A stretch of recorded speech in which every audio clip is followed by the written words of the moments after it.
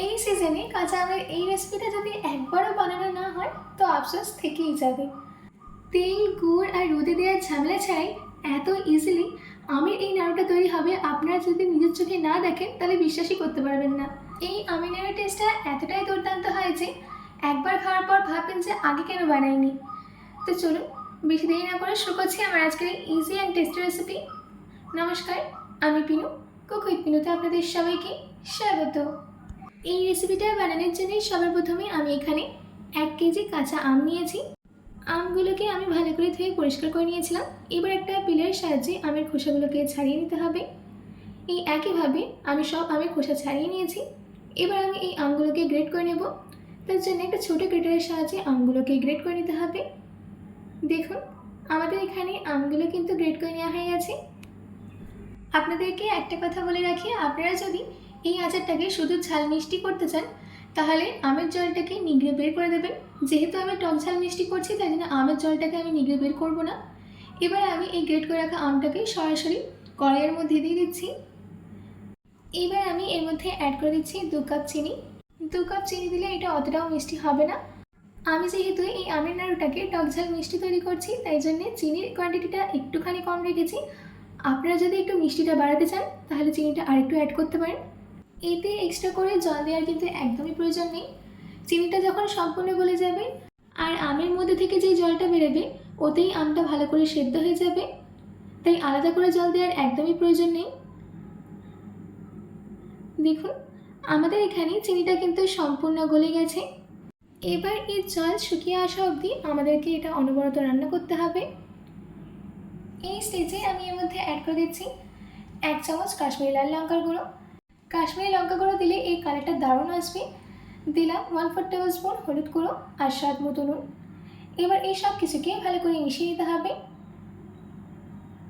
এটা রান্না করতে করতে আপনারা দেখতেই পাবেন যে আস্তে আস্তে এর কালারটা চেঞ্জ হয়ে আসবে। এই নাড়ু বা আচারটাকে আপনারা যদি একবার হলেও না বানান তাহলে আফসোস তো থেকেই যাবে। তাই না ভেবে এটা ঝটপট বানিয়ে ফেলুন। এটা রান্না করার সময় আমি গ্যাসের ফ্লেমটাকে লো মিডিয়ামে রেখেছি। লো মিডিয়ামে রেখে এটাকে রান্না করে নিতে হবে। যতক্ষণ না এই জলটা শুকিয়ে আসে ততক্ষণ আমরা একটা মশলা রেডি করে নেব। তার জন্যে আমি একটা প্যানের মধ্যে দিয়ে দিচ্ছি 1 চামচ জিরে, 1 চামচ ধনে, 1 চামচ মৌরি, 1 চামচ কালো সর্ষে, দিচ্ছি 15টা গোলমরিচ, 1 টুকরো দারচিনি, দিচ্ছি 6টা এলাচ আর সবশেষে দিয়ে দিচ্ছি 5টা শুকনো লঙ্কা। এবার এই সব মশলাগুলোকে শুকনো খোলায় ভালো করে ভেজে নিতে হবে যতক্ষণ না এদের মধ্যে থেকে একটা সুন্দর গন্ধ বেরিয়ে আসে।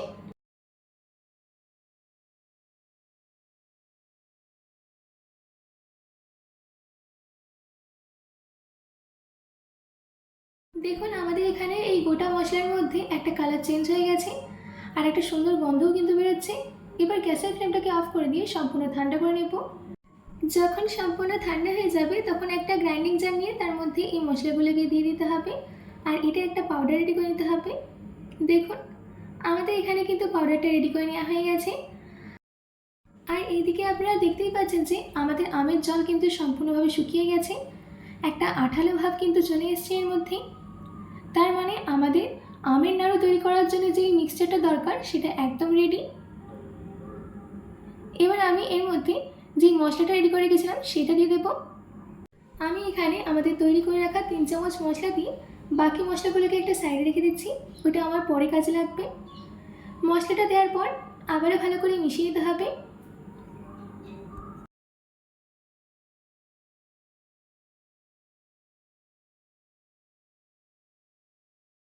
দেখুন সব কিছুকেই ভালো করে মিশিয়ে নেওয়া হয়ে গেছে। আমাদের আমের নাড়ুর মিক্সচার একদম রেডি। এবার গ্যাসের ফ্লেমটাকে অফ করে দিয়ে এটাকে একটা প্লেটে নামিয়ে নেব।